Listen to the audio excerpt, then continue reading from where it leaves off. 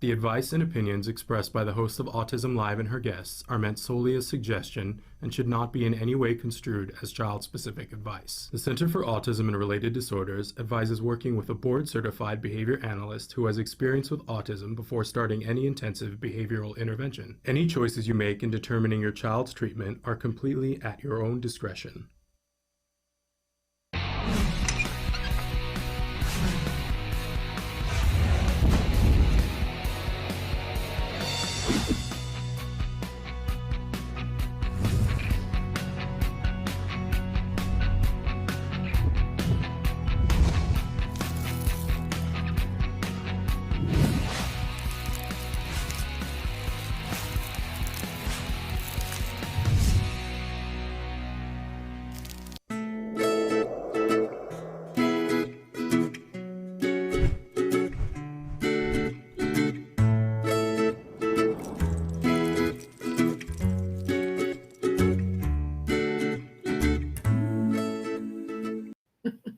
Good morning and welcome to Autism Live and to Let's Talk Autism with Shannon and Nancy. I think Nancy's ready to be brought back in.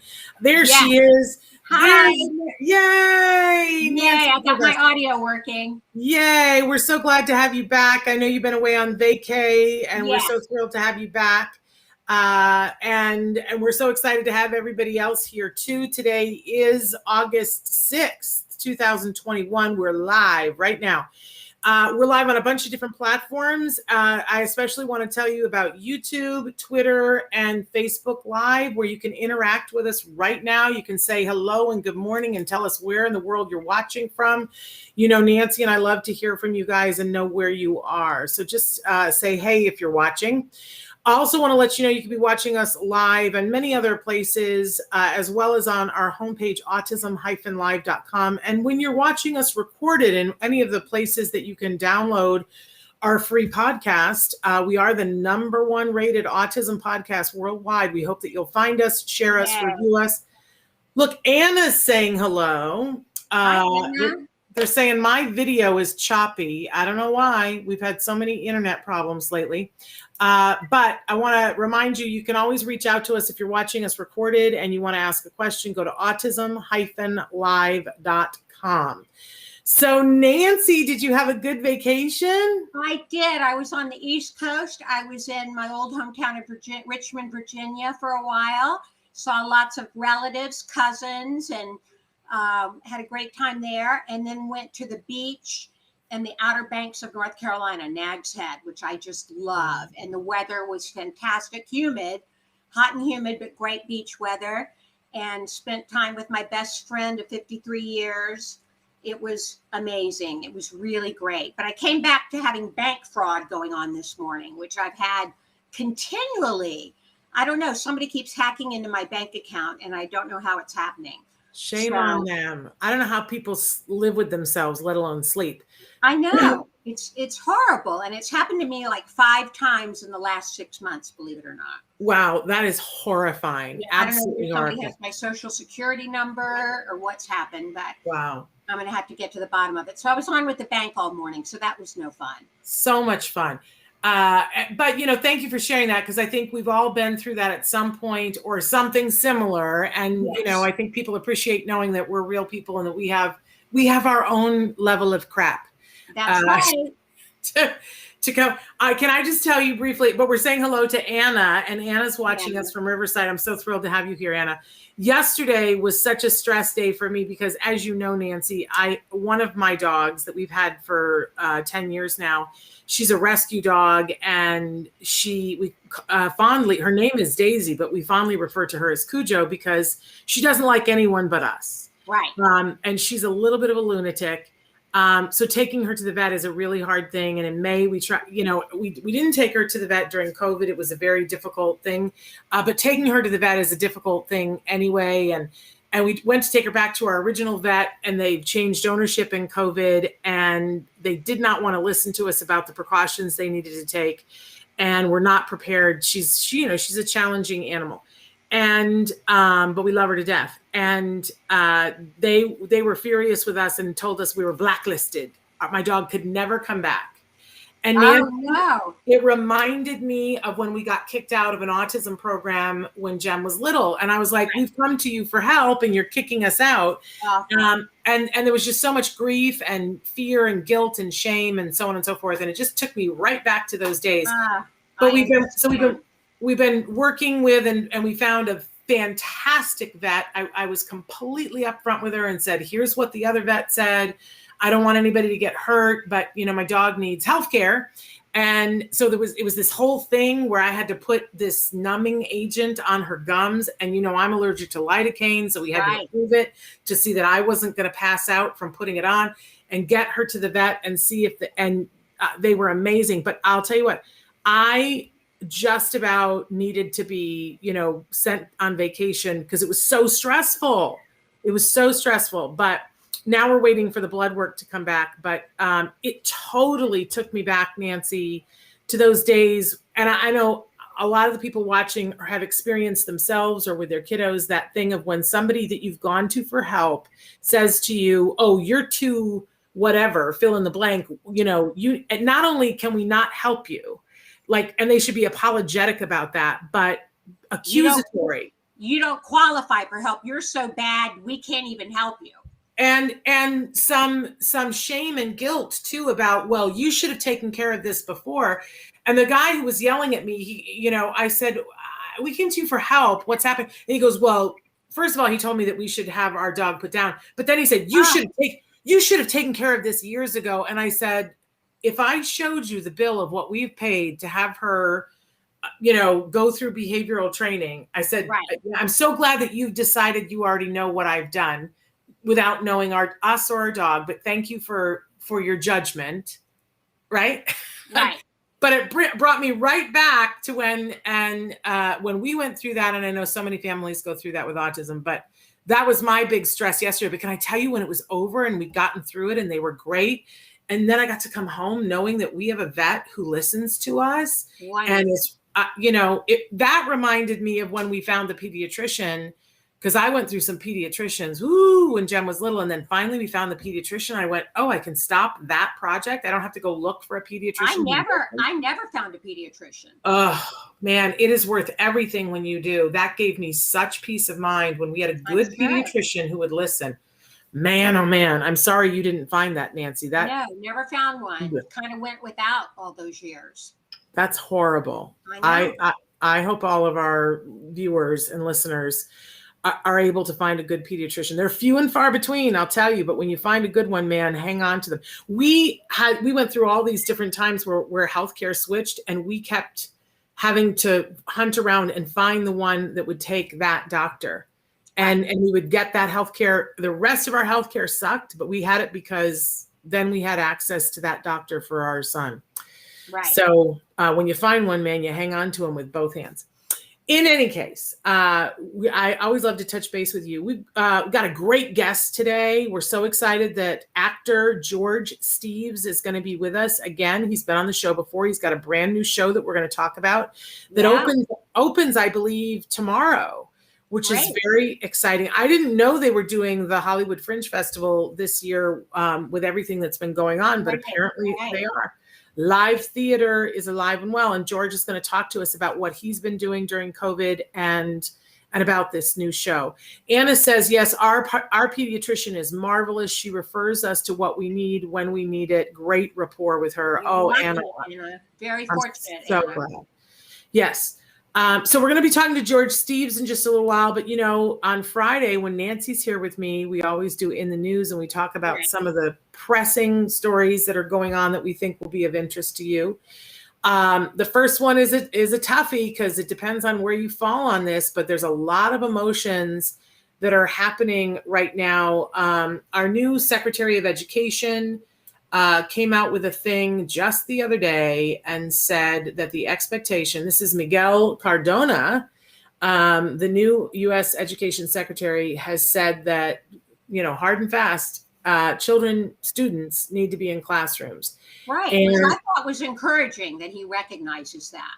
Yes, I thought so too. I think where the controversy is coming is that he is also suggesting that everyone in school mask up.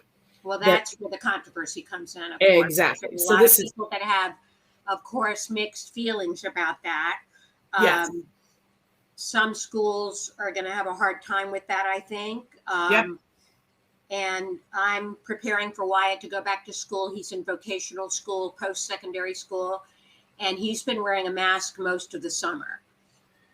Well, good for you. I know it's a tough thing because some kids have a really hard time wearing masks. We have seen in the last year that a lot of our kids, it's so interesting to me, the parents that have written into the show and said, look, this is not going to happen. People don't realize my kid is such that they're not going to wear the mask. He or she is not going to be able to do it. There's no way, no how. And then some of our experts have said, well, if you're willing to work on it, this is the way we recommend that you work on it. And every single one of the parents that wrote in and said, this will not happen, no way, no how, has written back and said, it's amazing. They're wearing the mask. They're better at it than I am. But I know that there are other people out there that there's the potential that they don't have an expert that they're talking to, or that, we can't say one size fits all. I have to believe that there are some kiddos out there that wearing the mask, I'm not saying that anybody gives up, but, knowing that some people went back to school the other day, their kids back in school as of yesterday. And so these interventions take a while. I will say that what the director, what the education secretary has said is that they're doing it across the board and saying all staff as a precautionary measure because, everybody can have the fight about the vaccine for anybody who's 12 and under. There is no fight. 12 and under, there is no vaccine. There's no choice. There's no option. And that we need to protect our kids from, getting COVID. So, right. And we need to protect the teachers who want to be in the classroom with kids that don't have an option for vaccine. So the point is that they've been saying to them, everybody has to be masked. But what we're seeing here in Los Angeles is that they walked it back a little bit and said that on a case-by-case basis that they will look at it and see if somebody is having a hard time, if they can relent on that mandate. Okay. But what did Wyatt find it difficult in the beginning to wear the mask, Nancy? He did, and we got him used to it with his ABA therapist, but he's finding it hard to wear it now a bit. Was not happy about having to wear it at certain camps he was going to, was really not happy about it. He does not like wearing the mask.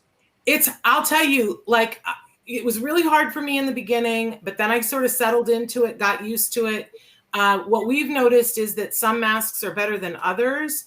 That there's one mask, I can wear it for 8 hours and I'm just fine. There's another mask, I can't do 10 minutes. And as it gets hotter, then, having the right mask for me is the whole shebanger, because there's some that are like pillows and right. Where you're breathing in a pillow and I can't get enough air. There are others where there's really good airflow. I tend to like the ones that have that copper infused stuff in. Excuse me. My favorite one, you guys, is a soup Nazi mask. I think you guys know that our friend of our family is Larry Thomas, who was the soup Nazi on Seinfeld. And there are masks that say no mask, no soup on them. And they are that's my favorite one. That's the one I can wear for 8 hours. There is something about the breathability of it that is just better. And even in the heat, I can put up with that. I can tolerate that one. So, but there are others that, man, I just need to throw them away because I can't do it. Right. So I can't even imagine what it's like for our kiddos on the spectrum who, don't have the language to say this mask is not the one, I prefer the other one. Does Wyatt have masks that he prefers, or are they all the same? He does. He has masks that he likes to wear over others. And I don't know about you guys, but we went to the store and I said to my son, I said, which ones do you want? Like, what do you want your look to be? This is just another opportunity. I was very surprised by what he picked. Oh, really? Yeah. I mean, he picked ones that looked like ties, like that have just a very small print. They look like they would match a tie. They're very subtle. I thought he picked big, Marvel. And he was like, oh no, these are very reserved and looks like he's going to a business meeting. wearing a Right. tie. Wyatt has an anime mask that he likes to wear. Very nice. Very, very nice. Okay. So write in and tell us where you guys are about school and masks. Are you thrilled that you're going back to school and so you're taking the mask thing in stride, or does it feel like it's insurmountable to you? We want to know what you have to say. Anna says, my son won't wear his glasses, but it took us a year and he will wear his masks now. He's 4 years old. He will keep on for 30 minutes, but that's a huge win for us. That is a huge win, Anna. That's amazing. Well, And I gotta say, I find it amazing all these younger children that have adapted to wearing masks. I think it must be very hard for a child under 5 to get used to wearing them. I think we're going to see over the next 5 years that it has a toll too. You know, I find like I know I need to go see the hearing doctor now. I have been in denial about my hearing, but with everybody masked, I'm like, oh, I've been reading lips a lot. And that my hearing is not as good as I think. And I have to wonder. I think mine is either, Shannon. I think I'm starting to lose a bit of my hearing. It's scary, right? But think about our kids that, you know, we're hoping, especially for our kids on the spectrum, to give them ways to take in all of the different information, including somebody's face.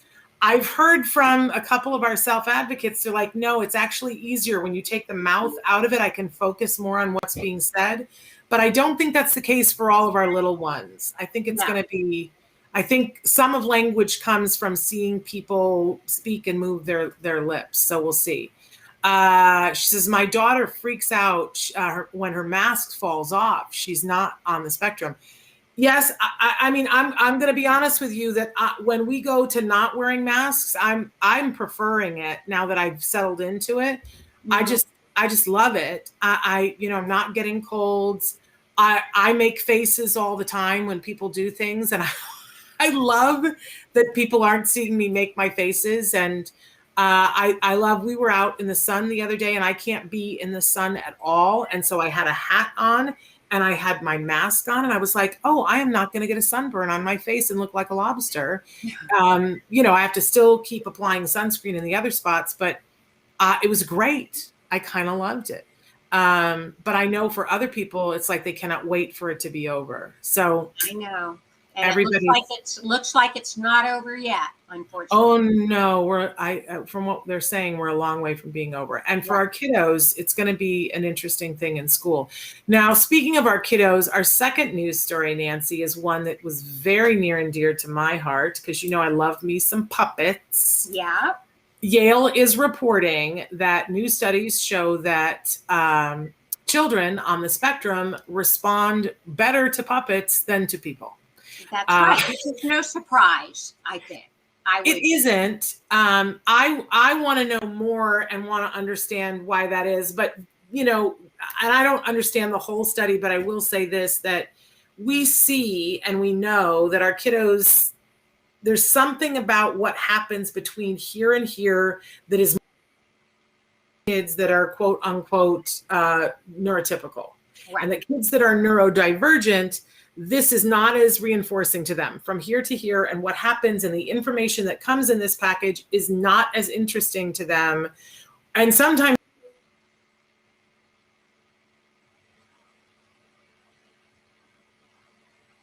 Are you there, Shannon? I lost you.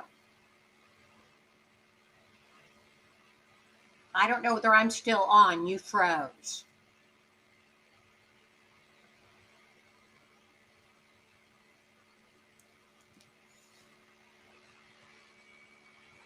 Hello? Am I back? I'm gone. I'm back.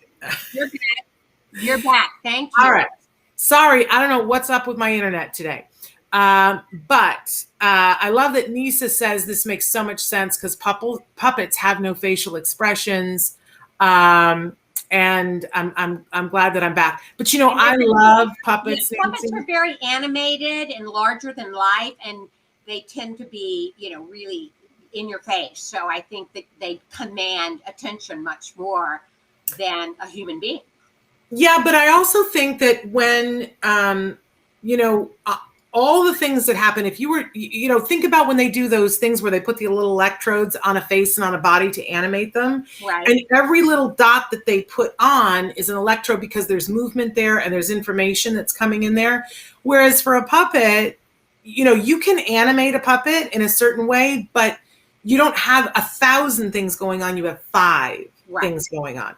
And so if you only have to take in 5 pieces of information and assimilate them as opposed to 1,000, maybe it's easier, which is going to go hand in hand with this next article that we're going to talk about. But I loved this.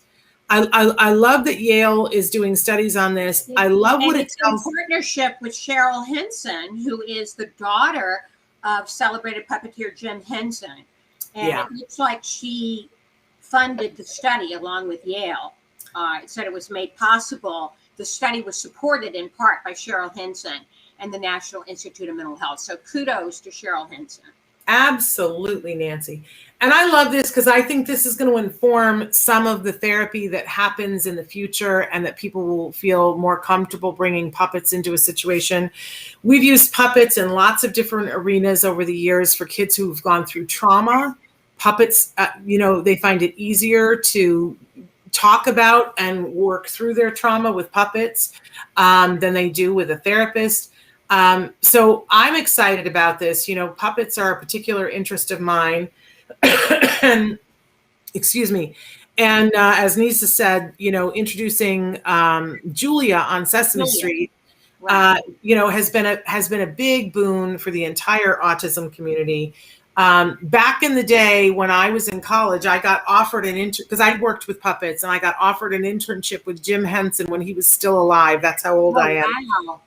I didn't take it. Why didn't you take it? Because I considered myself this serious Shakespearean actress, and you see how well that turned out. But I try to live with no regrets. But if there's one thing I probably regret, I wished I'd gone and done that internship. But I have some puppets. I don't have any out at the moment, but usually there are puppets right next to me. That's how much I love me some puppets. Right.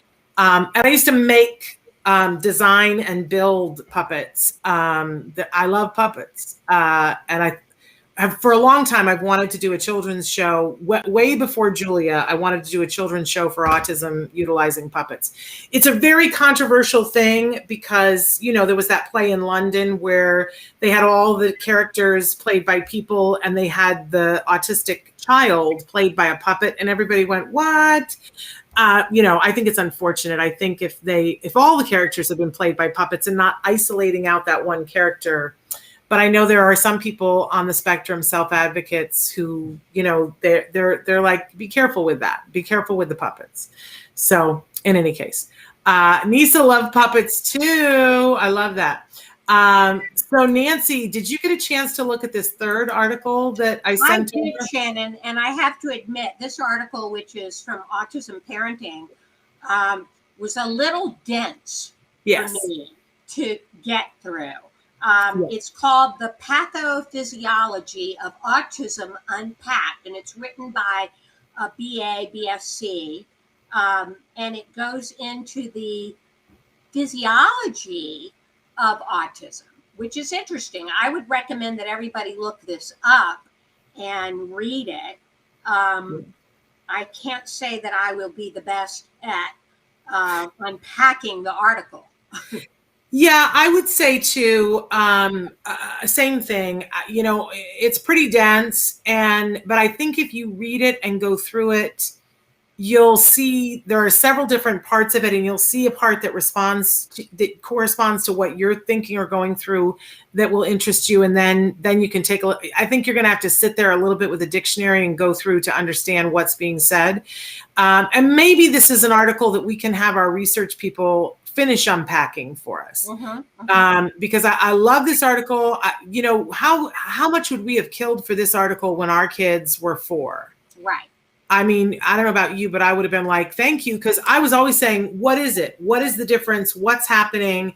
And back then, people used to say to me, well, we think it's that the brain suddenly grows and that your child has long distance service before they're supposed to, but they don't have local service. And I was like, what? I don't really understand. I really loved the explanation they gave of synaptic pruning in this article. That's under it. What the article does is it breaks down into categories the physiological point of view. And the first one is dysfunction of neural functions. And that's where it has the analogy of pruning, as you said, Jan. Yeah, and I sort of got in a different way than I've gotten before, but there are many other things. If you have a child who has Rett syndrome, there's a section of this that you absolutely have to read. And you know, I also love that they broke down the theory of mind and the broken mirror theory, which I'm still trying to get my head wrapped around. Because the theory of mind, I understand. I'm not sure that I understand the broken mirror theory. But I just thought it was fascinating. You guys can find it in Autism Parent Magazine. You can go to autismparentmagazine.com. They have a thing where you can sign up to get a free magazine to try it and see if you like it. It's not a book. It's actually an article. And the article, again, is appearing in this month's Autism Parenting Magazine. And the author is Andreas Diolinda. And so you can check that out. I think it's a very fascinating read. So that's our news for today. Yes. Are you guys still able to see me? Because my feed is stuck on my picture. Yes. Okay. Well, I don't know what is happening with my internet, and I apologize to the world. But we've got a great guest that's here for us today, and he's been on the show before. Because we just have 2 minutes, I'm going to go ahead and take Nisa's question. Question off topic.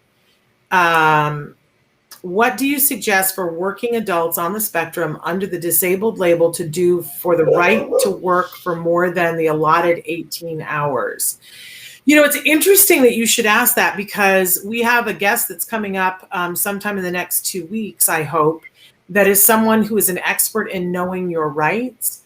My assumption, Nancy, with this question is that the reason why they can't work more than 18 hours is that they would lose some sort of benefits. Can you write back and tell us if that is the thing that you're worried about?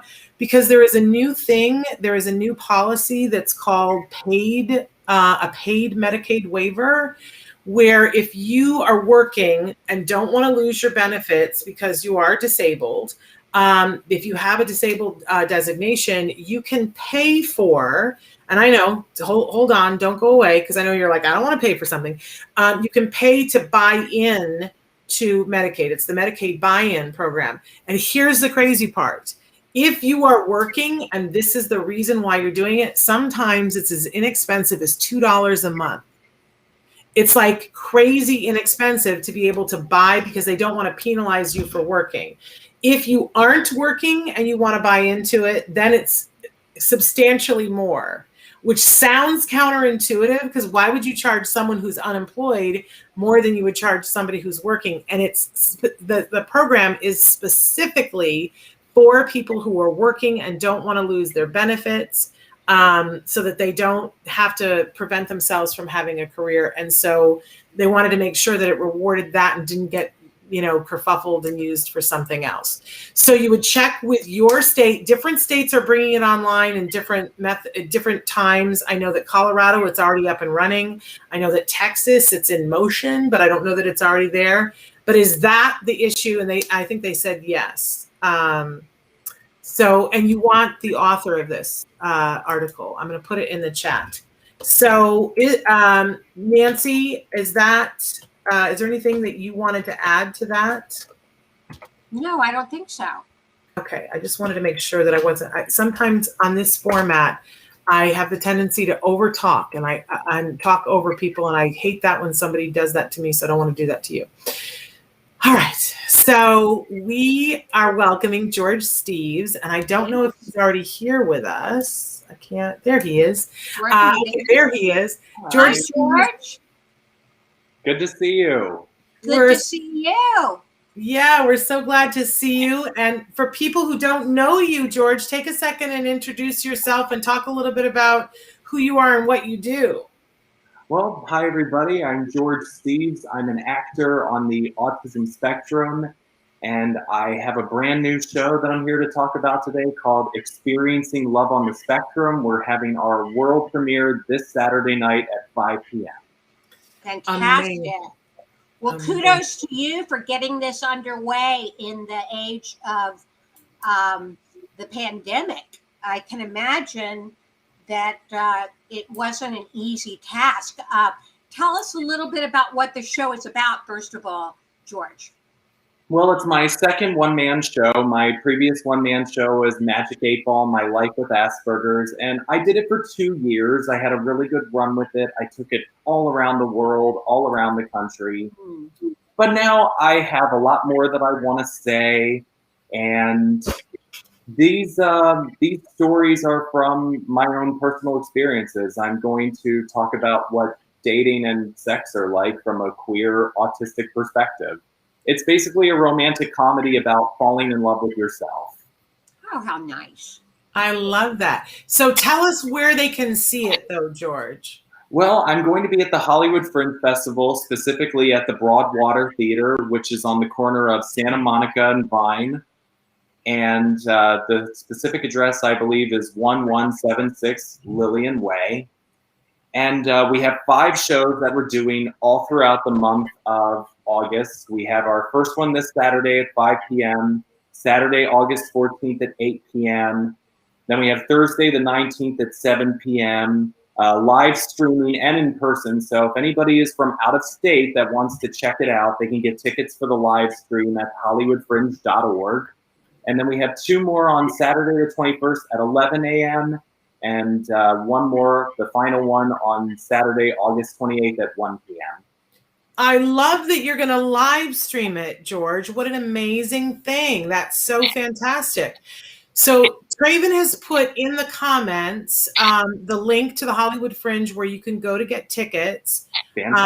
And please support George in his endeavor. They're asking, where are you from, George? Oh, well, I grew up in Pennsylvania. I've been here for 13 years this month in Southern California. So I moved here when I was 19. Wow. But I grew up in Pennsylvania, right outside of Philadelphia in a suburb called Fort Washington. How did you evolve into being an actor and a playwright, essentially? How did that come about, George? Well, I love that you guys talked about puppets earlier, because I was a child of the 90s who was raised on Sesame Street. Actually, what's kind of funny is cookie was my first word. And my mother thinks it was because of the Cookie Monster.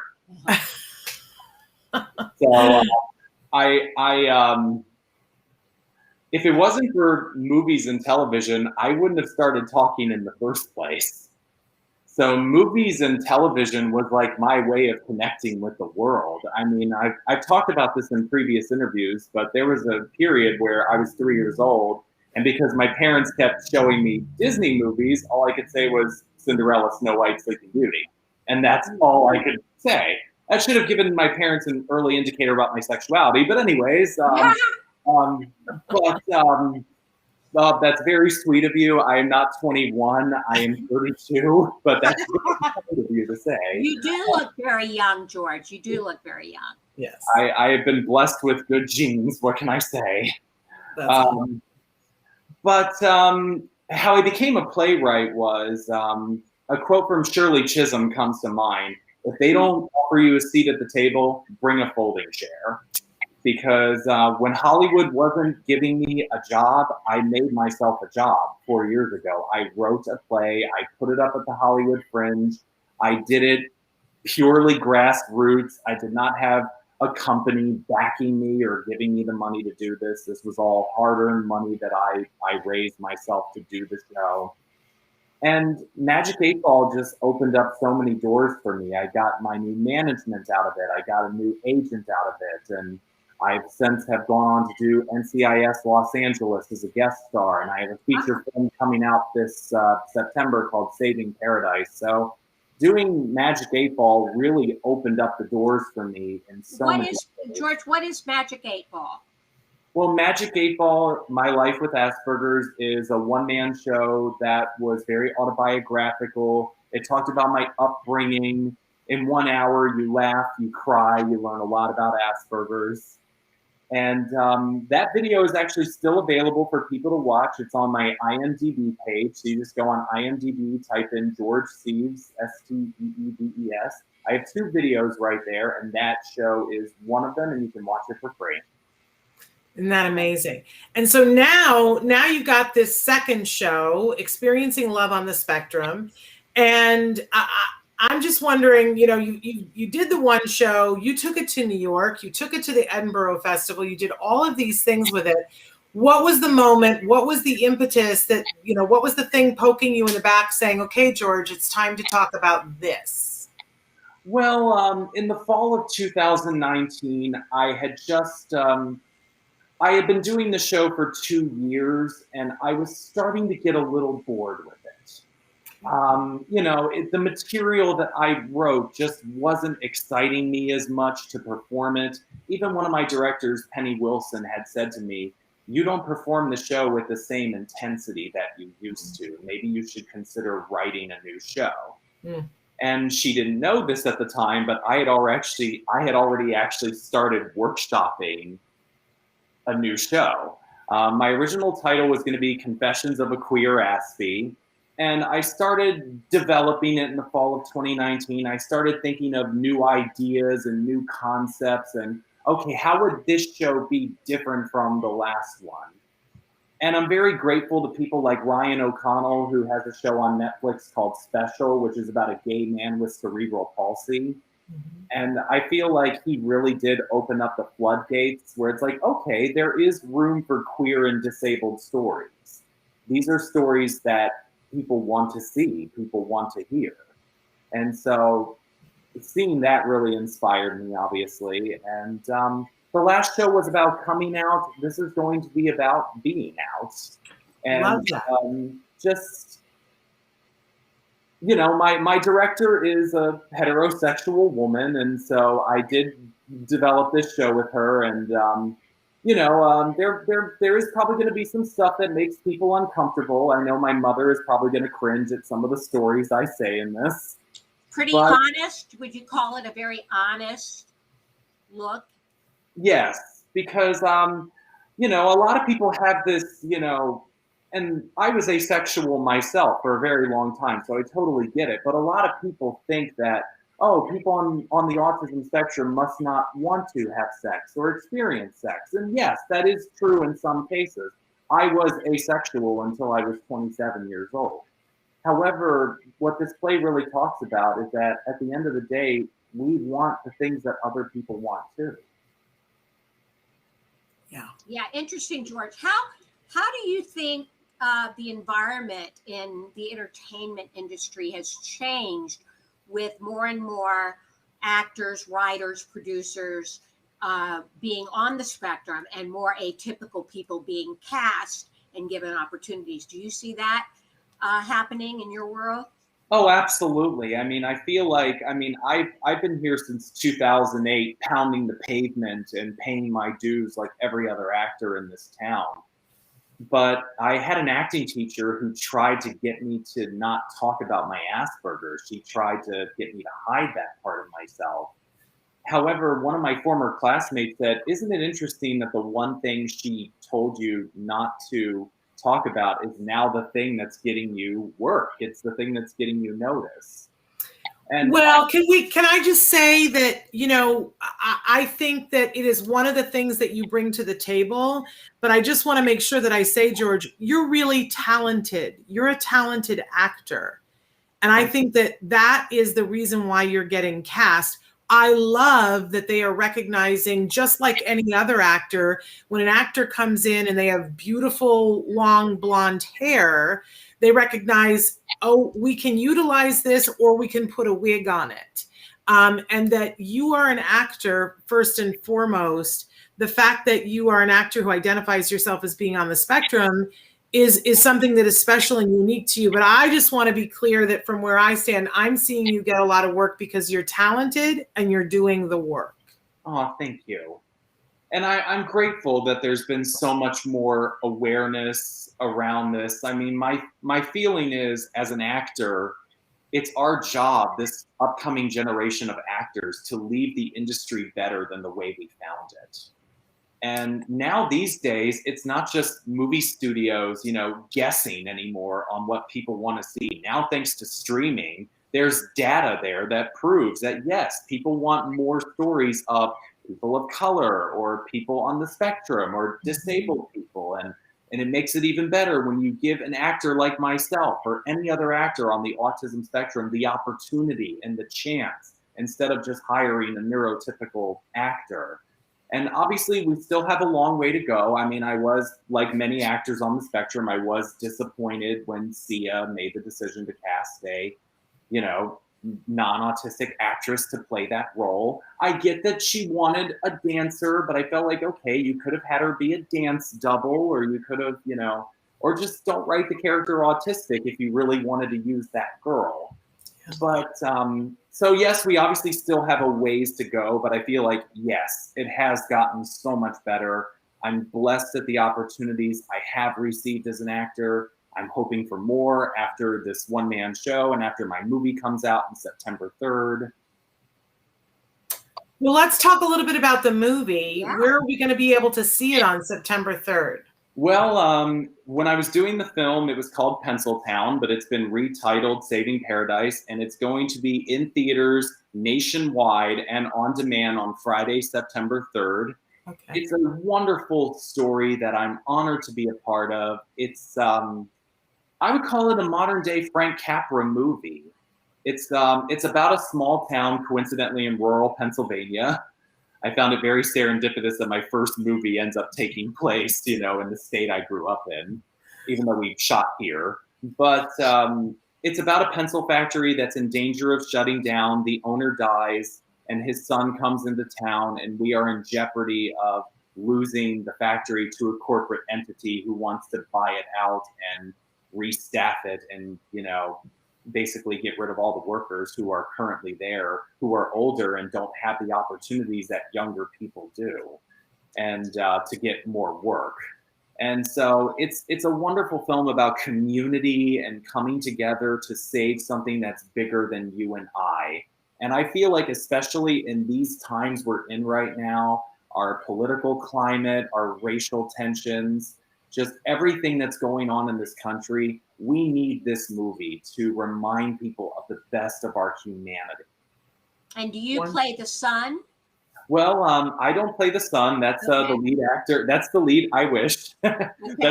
That's the lead actor, William Moseley, who was absolutely wonderful to work with. You might remember him as Peter from the Chronicles of Narnia movies.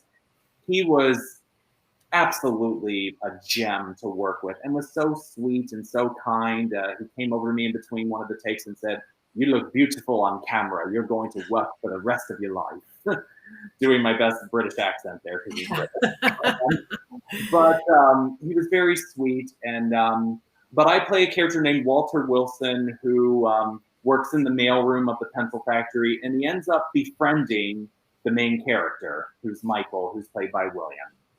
And is your character on the spectrum in the film, or is it typical? He is. It's not specifically mentioned in the dialogue, unlike NCIS Los Angeles, where my character flat out says that I'm in a group home for autism. This time around, there's no line of dialogue that says I'm on the spectrum, but because it is based on a real story, the real life Walter Wilson, who I'm playing, was a man on the spectrum. So it was really important for the screenwriter and the director to find an actor on the autism spectrum to play it. So you're playing a real person. Did you get an opportunity to talk with him or his family, or? Unfortunately, they did try to get him out here during production, but he doesn't like to fly.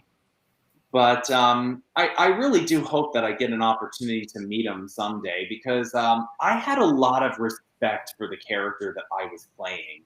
He's everything that I wish I could be all the time. He is just a ray of sunshine who's optimistic and hopeful. And I wanted to play it with as much dignity and grace as possible, because I really respected this character. So, George, you must have received a lot of feedback from others that have been inspired by your roles? What kind of feedback have you gotten from the community out there? Well, I haven't seen Saving Paradise yet, but one of my co-stars, Mimi Kennedy, who you guys might remember as Marjorie from Mom with Allison Janney. I don't know if you guys are familiar with. Yes. Yeah, she plays Marjorie on the show, but she was also in this movie. She plays Michael's mother. And I didn't have any scenes with her, but of course it was an honor to meet her, and I geeked out over Mom, of course, because I'm a big fan of that show. And but she had sent me a private message a couple of weeks ago, very sweet, just saying, George, I had an opportunity to watch the movie, and I have to say your performance is illuminating. You really do capture the heart of the film with your performance, community, one all for one for all, etc. So that was very kind of her to reach out to me personally to say that. And yes, this is a great movie to take children to go see. There's no cursing. It's not political. There's no religious undertones in it. It's just a wonderful modern day Frank Capra story about a small town that comes together to try to save something that's bigger than all of us. I love it.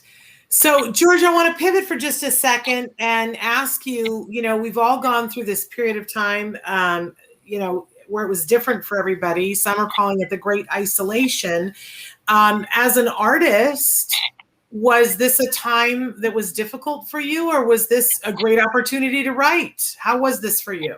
I would actually say it was a little bit of both. I mean, I obviously had a wonderful, momentous streak in the fall of 2019. I went straight from doing Saving Paradise straight to NCIS Los Angeles. I was like on a roll.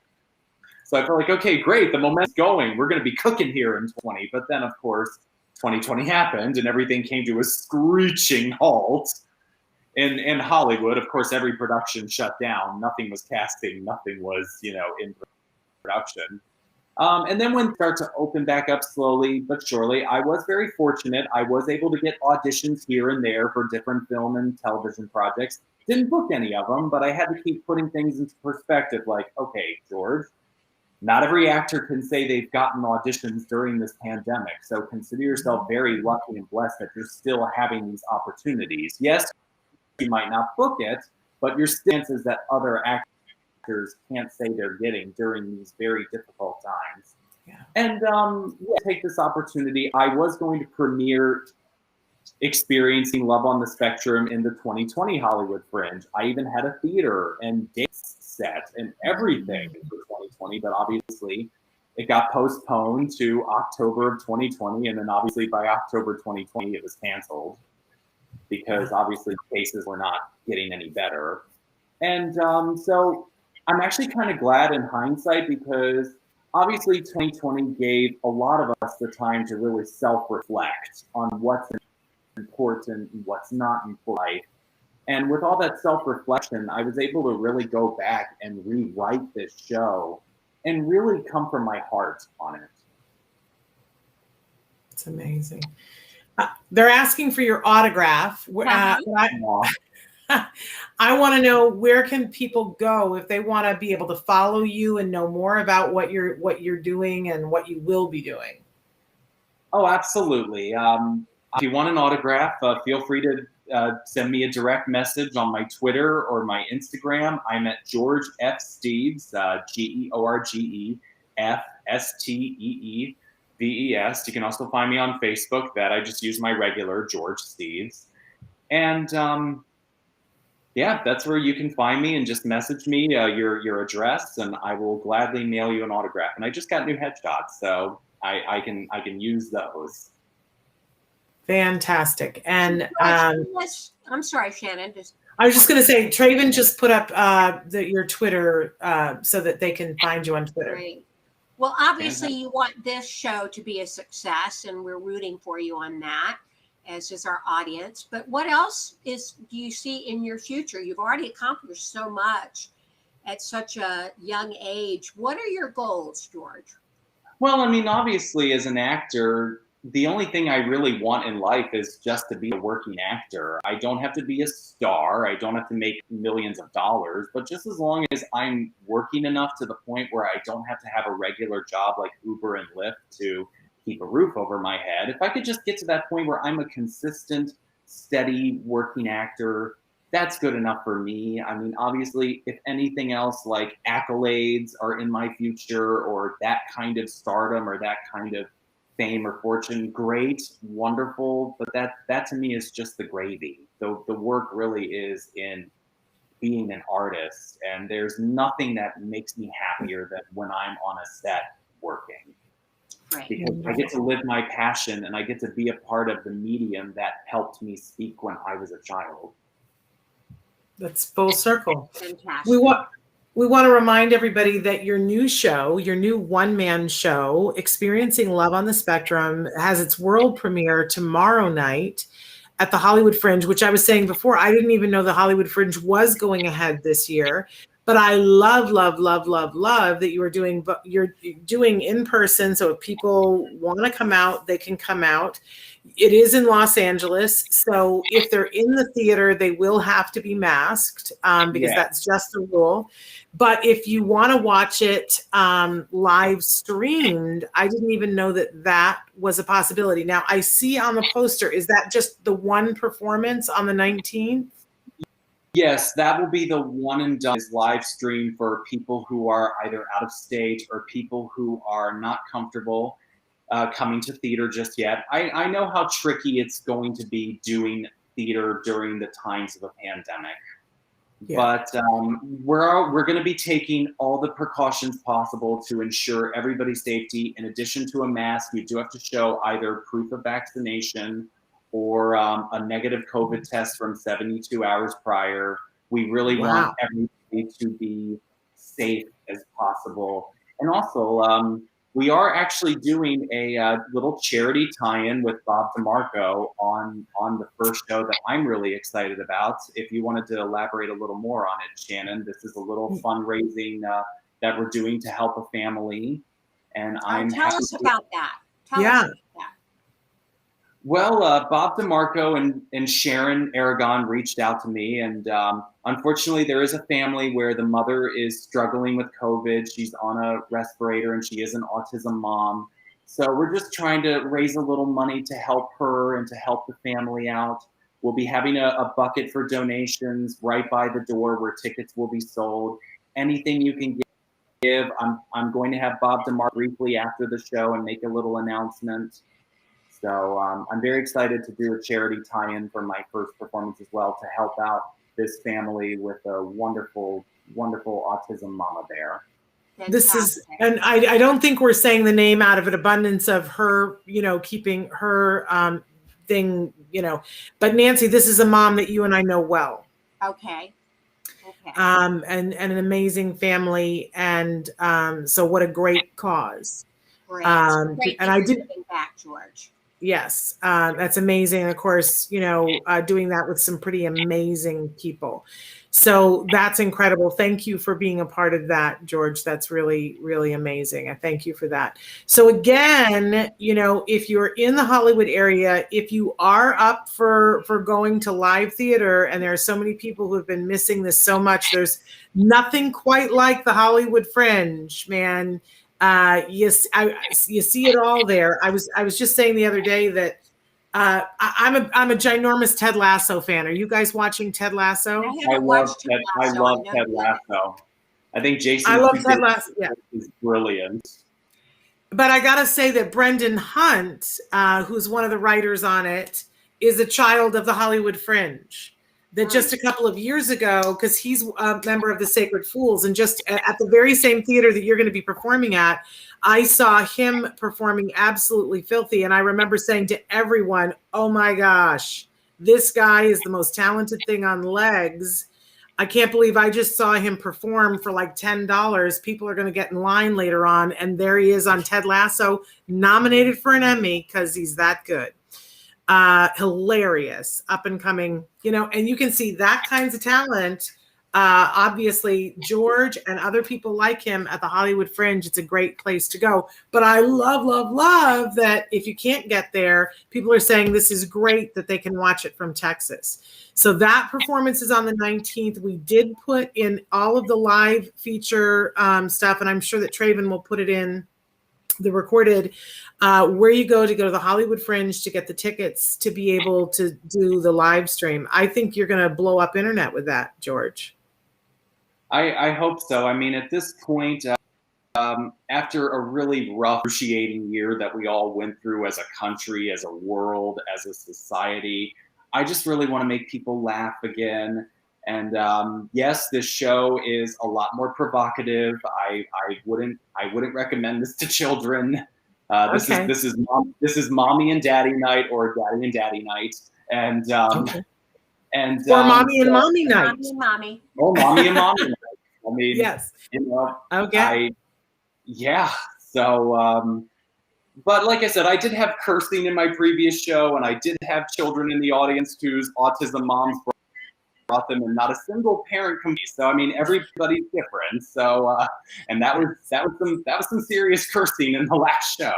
Limited though, Okay. not So and yeah, no, I do have a couple of like COVID and political jokes, but everything else is strictly dating and just discovering what that's like at a much later age. Because usually people go through this when they're in high school or when they're in college. I didn't go through it till I was 28. So I talk about what it's like from the consumer's point of view. Well, we just adore you, George. We're excited for you. I'm just in awe of how brave you are, like working on all of this and putting together a show in COVID. I mean, it's just extraordinary. It really It just shows your passion. And I honestly think that's why you're killing it and getting cast so often. We're going to look forward to, what is the name of the movie that comes out on September 3rd? Saving Paradise. Saving Paradise. Has your NCIS episode aired already? Yes, that one aired in November of 2019. 2019. I still have residuals from it, so I'm always happy whenever a residual that comes in the mail. It's Christmas in July and Hanukkah in May. It's all good. If it's a residual for a certain amount, I'm like, score, that covers my rent. There you go. I love that. And you are somebody who has been hard at work. As you said, you've been paying your dues, and you've pieced together an income to be able to do the things that you do. This is not easy. This is not easy for anyone. But you're doing remarkably, and our viewers have just been loving. You're so inspirational. And they think it's incredible what you've been doing. So Traven's got all of the links in the comments for you guys so that you can find the YouTube page for Saving Paradise to watch, I guess, the trailer, and to get tickets for Experiencing Love on the Spectrum. Please follow George on Facebook, on Instagram, so on and so forth. Because he needs to have that too, to help propel him to do the things that he's out there doing, which reflect well on our entire community. George, we really appreciate you being with us. Unfortunately, we're out of time, but hey, break a leg tomorrow night. Yes. Thank you. Yes. Thank Best you so of much. luck with the show. Thank you. And thank you for being here with us today. Thank you so much for having me. This is my 4th appearance. I always love doing these. All right. Well, eventually we'll see you back in the studio. Absolutely. Yeah, I'm looking forward to that. All right. You take care. Bye, George. Bye. Isn't he just a remarkable young man? Unbelievable. What creativity and what a self-starter. He is really an inspiration. And just, so good at being himself and being real and showing people, what that looks like. I just think it's remarkable. Everybody needs to have role models to look up to. And we knew this before, but the studies are showing very clearly that more and more individuals on the spectrum are, they're statistically more likely to be part of the LGBTQ world than the heterosexual world. And we need to make sure that those individuals have role models that are as amazing as George is, that he's such an inspiration. Yeah. So I know I'm going to go to the one online, the streaming. Oh, great. I'm going to try and do that as well. There we go. So, and hopefully we'll have him back on maybe around the time that the other film comes out. But Nancy, it's so great to have you back. I really appreciate you being here with us. You, Shannon. I want to let everybody know that on Monday, we're having a very special guest on the show. Millie Quinones Dunlap is going to be with us, and she is an expert in pain. And she's going to tell us exactly why that is and what that means. But if you're having pain and or anybody in your family is having pain, you know, this is such a hot topic right now, Nancy, that we're seeing that so many people, pain is a terrible thing. Yes. And it diminishes life. And often people will prescribe painkillers, which then destroy lives. Mm-hmm. But how do you get through pain without being on those narcotics? There are more and more things out there. Millie's got some great information for us. So she's going to, so if you're experiencing pain or anybody, you know, you're not going to want to miss Monday's show. She's also hilarious. And one of the funniest people that I know, who's also got a one-woman show. All will be revealed to you on Monday, and what the connection to that to pain is. So make sure that you're here on Monday to tune in for that. And then we've got a great set of shows throughout the week, but we're out of time. Nancy, thanks for being here. Thank you to all of you being here. We'll be back on Monday. Until then, give your kiddos a hug from me. And give yourselves a hug from me. Bye-bye for now. Bye-bye.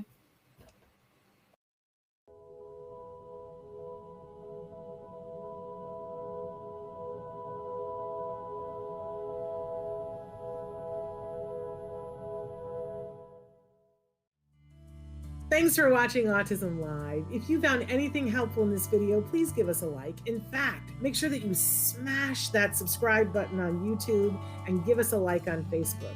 You can also follow us on Twitter and on Instagram for important updates. And please download our free podcast wherever you get your podcasts. Thank you so much. See you next time.